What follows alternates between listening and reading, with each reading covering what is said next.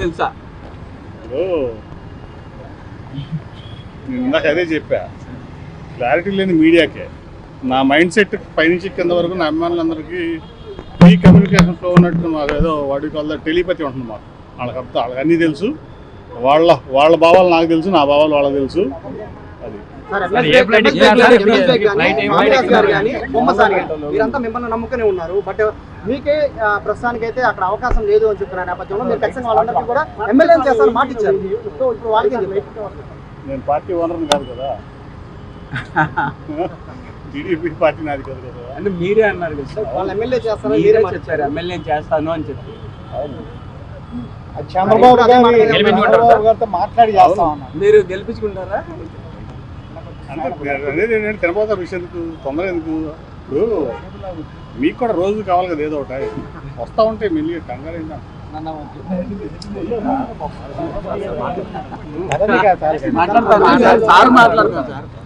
అయిపోయింది. అన్నీ చెప్తా, చెప్పాల్సిన టైం వచ్చినప్పుడు అన్నిటికీ చెప్తా సమాధానం. అన్నదమ్ముల మధ్య జరిగిన పోటీలో అన్న పైన తమ్ముడు గెలిచారు అని చెప్తూ ఉన్నారు. కొంతమంది సోషల్ మీడియాలో కూడా పెడుతూ ఉన్నారు. కేసీఆర్ శివనాథ్ చిన్ని గెలిచారు, నాని ఓడిపోయారు అన్నారు. తప్పే లేదుగా, ఎవరో ఒకళ్ళు ఓడాలి, వాళ్ళు గెలవాలి. ఎవరు ఓడారు, ఎవరు గెలిచారు? ఇప్పుడు యుద్ధం అన్న తర్వాత లేదా క్రికెట్ మ్యాచ్ ఉంది, ఒక టీం ఓడాలి, ఒక టీం గెలవాలి కదా, అంతేనా కదా? ఓకే, ఎవరో వాళ్ళు గెలిచినట్టే కదా. 10 ఏళ్ల పాటు ఎంపీ ఉన్న మీరు ఓడిపోవడం అనే దానికన్నా వెనకాల ఏముంది? అది ఎవరు డిసైడ్ చేయాలి? ప్రజలు కదా. ఇప్పుడు ప్రజాస్వామ్యంలో ప్రజలు అది డిసైడ్ చేయాల్సిన ప్రజలు కదా, నువ్వు నేను కాదు కదా. ఎవరు గెలిచారు ఎవరు ఎలక్షన్లో చూడాలి. మీరు పెట్టిన పోస్ట్ కింద చాలా మంది సార్ అక్కడ కాకపోయినా మా నియోజకవర్గంలో పోటీ చేయండి అని చాలా కామెంట్లు వస్తున్నాయి. చూద్దాం, కంగారే ఉంది. ఇప్పుడు నన్ను నమ్ముకుని కొన్ని వేల మంది ఉన్నారు. మీరు అడిగారు, ఒక సుబ్బారావు, ఒక బేగో, ఒక స్వామిదాసే కాదు, నన్ను నమ్ముకొని ఈ విజయవాడ పార్లమెంట్ నియోజకవర్గంలో కొన్ని వేల మంది ఉన్నారు. వాళ్ళందరి మనోభావాల్ని నేను దృష్టిలో పెట్టుకోవాలి. ఫస్ట్ ఇది నా ఒక్కటి, అంటే నా ఒక్క డెసిషన్ కాదు, వాళ్ళ డెసిషన్ వాళ్ళు చెప్పారు. నా డెసిషన్ చేయాలంటే నేను అంతా మా వాళ్ళందరూ మనోభావాలని ఆలోచనని పరిణామం తీసుకున్నప్పుడు డెసిషన్ తీసుకున్నాను. కేసీఆర్ నాని గారి నాయకత్వం, కేసీఆర్ నాని గారి నాయకత్వం. బొమ్మసాని సుబ్బారావు గారికి మీటింగ్ జరుగుతుంది, ఇట్ ఇస్ స్టార్టెడ్, దానికి వెళ్తున్నారు. నేను అసలు నీకు చెప్పాను కదా, అధినేత ఏం చెప్పాడు, పార్టీ కార్యక్రమాలకు దూరంగా ఉండు, నువ్వు పట్టించుకోవద్దు అన్నాడు అని చెప్పారు. నాకు వచ్చిన ఆయన పంపించినటువంటి 3 పెద్ద మనుషులు. నేనేం పెట్టాను కింద, అధినేత మళ్ళీ చెప్పు, అదే చెప్పే కదా, ఆజ్ఞను శిరసావహిస్తానని చెప్పాను. మరి అధినేత పార్టీ కార్యక్రమాల్లో పాల్గొనదాను, నేను ఎట పాల్గొంటాను? వైసీపీ ఫ్యాన్ గాల్లో కూడా గెలిచిన ఎంపీ మీరు 10,000 మెజార్టీ వచ్చిన ఆయన, అలాంటిది మిమ్మల్ని పక్కన పెట్టడం, అది పార్టీ కార్యక్రమాలు పక్కన పెట్టడం అంటే ఎలా చూస్తారు? నేను ఎలా చూస్తాను పార్టీ హైకమాండ్ ఉంటుంది, పార్టీ ఇష్టం కదా. పార్టీ ఆజ్ఞని పాటిస్తేనే యాజ్ ఆఫ్ నౌ నా డ్యూటీ. సార్ మీరు ప్రభుత్వ కార్యక్రమాల్లో పాల్గొంటున్నారు నియోజకవర్గాల వారికి. నియోజకవర్గం ఇప్పుడు కేంద్ర మంత్రి గారు ఆవిడ వస్తుంది రేపు, వికసిత్ భారత్, దాంట్లో పాల్గొంటున్నాను. అట్లాగే కొన్ని నా ఎంపీ నిధుల నుంచి నందిగామ నియోజకవర్గంలో శంకుస్థాపనలు ఉన్నాయి 3, దానికి వెళ్తున్నా.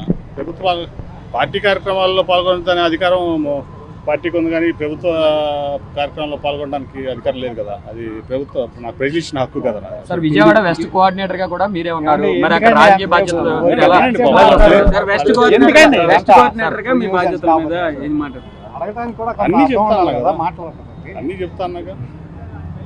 అన్నీ చెప్తా. ఏదో కావాలి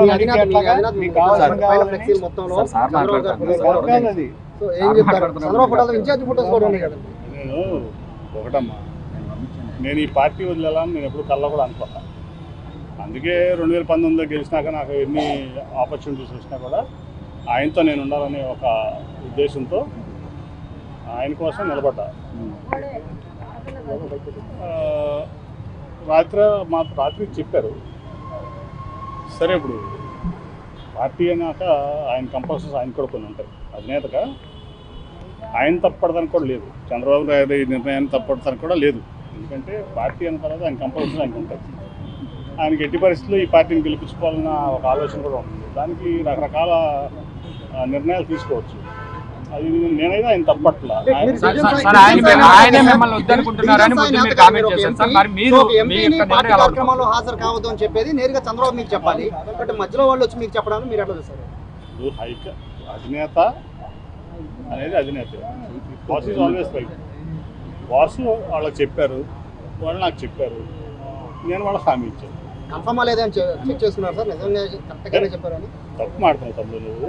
ఏ టీవీని బిగ్ బాస్ స్మాల్ కానీ బిగ్ వ్యక్తులు 3 వచ్చారు మీ బిగ్ టీవీ లాగానే. వాళ్ళు 2 మాజీ మంత్రులు, అవునా? అట్లాగే ఒక మాజీ ఎంపీ, అట్లాగే 2 జిల్లా అధ్యక్షులు. అబద్ధం చెప్తారా? అబద్ధం చెప్తారా? సార్ మేము అసలు ఎంపీ టికెట్ గురించి మాట్లాడలేదు ఎంపీ టికెట్ గురించే మాట్లాడలేదు అంటున్నారు. అంటే వాళ్ళు చెప్పింది నేను ట్వీట్ చేశాను. ఇప్పుడు మరి వాళ్ళు ఎందుకన్నారో వాళ్ళని అడగాలి. యాజ్ ఇట్ ఈజ్గా వాళ్ళు ఏం చెప్పారో నాకు కన్వే చేశారో పెద్ద మెసేజ్ అదే నేను నా ట్వీట్ రూపంలో పెట్టాను. నేనేమి ఒక్క అక్షరం కూడా నేను దాంట్లో తప్పుగా రాలేదు. వాళ్ళు 3 వచ్చారు, నేను కాకుండా దానికి 3 సాక్షులు కూడా ఉన్నారు.